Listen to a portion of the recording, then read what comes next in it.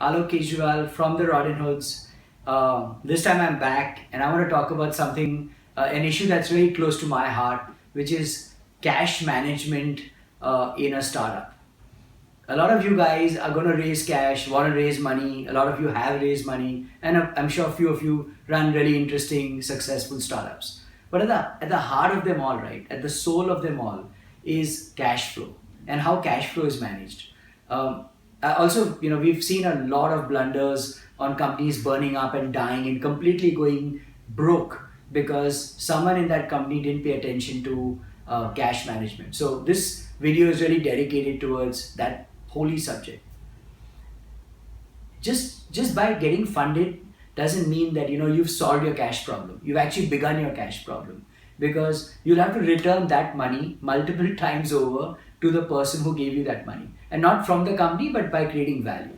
So honestly, the cash in that you have has to be grown many fold. A few principles that really work in any company, forget whether it's a business or not, are the following. First and foremost, if you're the founder or CEO, you need to be involved in cash flow every day. It is not NOT, the subject of the CFO or accountant. It is your subject. Even if you're a Python, zebra, alligator coder, for all I care, and if you're the founder, you need to understand cash in and cash out. And if you can't get that concept cleared, first study that, because no one can handle cash better than the founder or owners themselves. It's very simple, right? While a business starts up, you obviously have no revenue, very little revenue, and you can't be expected to match cost with revenue.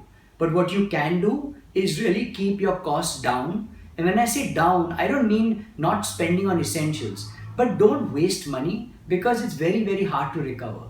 And look, this video is not going to tell you about how to do the right expenditure and not. Just keep it in mind that every rupee spent for something that was avoidable, like that extra ad or that extra freebie, do not do. Be really miserly, because some of the best companies are very miserly.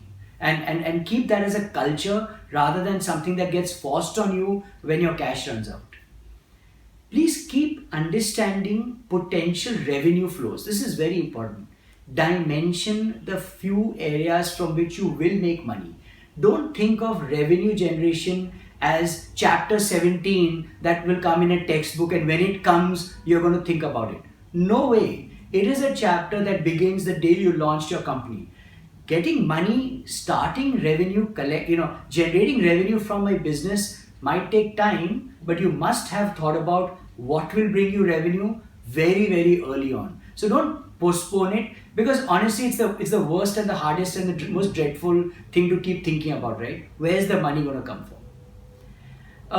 I'm very careful about salaries and people's cost, because to me those are costs that really go out of control. It's very easy to hire people who are expensive and good, and I'm not saying don't do that, but hire those who can give you 2-3x productivity back. So when you're hiring engineers and coders, please understand that what they code and what they do must really be so valuable that you can extract money from that product very fast when you need to.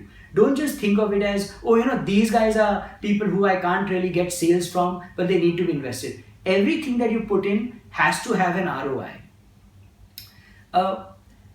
The whole concept of cash management begins by saying that the capital that has been provided to me is something that is going to create enormous value. And enormous value also comes from recurring cash flow.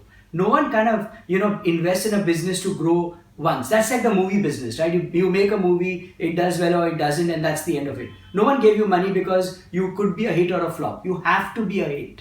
And to be a hit, to create successive regular cash flow, you need to think of how will this product or service or whatever you're doing keep on generating cash. It's not easy to find many customers all the time. It's easier to find a customer who pays you often. So apart from thinking of revenue model, think of recurring revenue model. Think of how your cash flow is going to keep coming back to you beyond just the first or second time.